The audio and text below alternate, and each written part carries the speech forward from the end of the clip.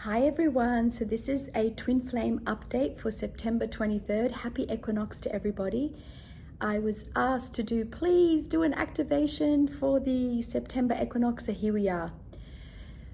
Today marks the 22nd of September, all the way through to the 23rd is a very, very important gateway on the earth for the equanimity. The celestial sun is literally sitting at the equatorial region of 12 by 12, which means today a lot of activations get reset into the 144 DNA light codes, and it's an equal day of night and day. Well, how that translates for twin flames is that they now work a lot with their yin yang grids coming into balance within. So for a lot of the feminine twins who've contacted me and said that they're going through their shifts, they've been through their changes, they're not sure how to hold what's going on with their divine masculine counterparts, I want to share one thing with you, and I think it's really important that this is a collective message that comes through. If you're divine masculine, or what I would want to say in inverted commas, still in their distorted masculine energy, you have to let go. And I'll explain to you why. Even though they may be trying, even though they're attempting to ascend, they're doing their Ascension grids, they've been in communication with you, coming in and out with the threading and the weaving. If they're still not holding strong divine masculine energies, you have to let that energy go, keep moving forward. And the biggest thing I can share with the divine feminine twins is come into your own inner masculine energy. Work with your own inner DM. By you calibrating and holding higher grids with your own 144 DNA light codes at this time on the September equinox, it will, through the mirror exercise, assist your twin to come into theirs. Particularly for the third wavers, I've noticed that the third wavers, a lot of them are in communication. Some of the energies are really good, and I'm so happy to see that many of you are coming into union. I'm assisting many that are coming into union, especially in Europe and in Australia. I've got quite a few in Singapore and Hong Kong. For all the Hong Kong twins who've flown into Singapore, welcome, and I'm really loving working with you so intently at the moment.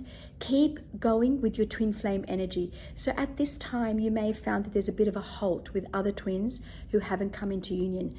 That's okay. What's actually happening is that your twin has come in to realize that your acceleration in the last 6 months has far exceeded where they could meet you at.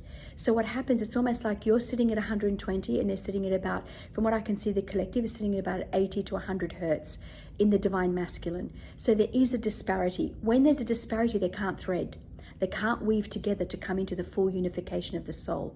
So when that occurs, what I'm always suggesting to the divine feminine twins is keep moving forward, thread with your own inner divine masculine, and allow the energies to come into you. So when you're working with the 5D, 12D, and for some of you who've risen even above the 12D, stay there, don't come down.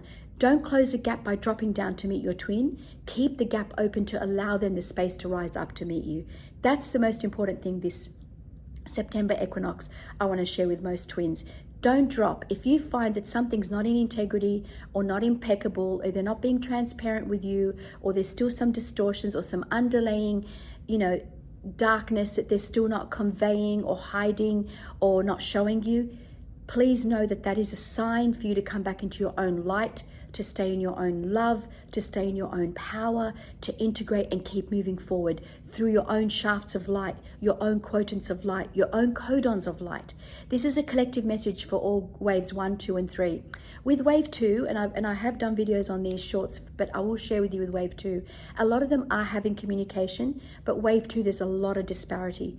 I've noticed that the divine masculine twin will say something and then switch up, suddenly change, gaslight, do a bit of stonewalling, a bit of disappearing.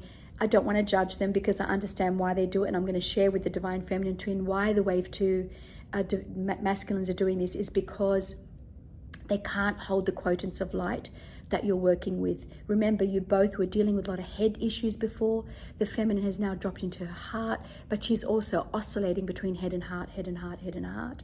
For the divine masculine, they're oscillating more in the head than in the heart, and therefore when you do meet in the head, there's more majority work there than there is in the heart space.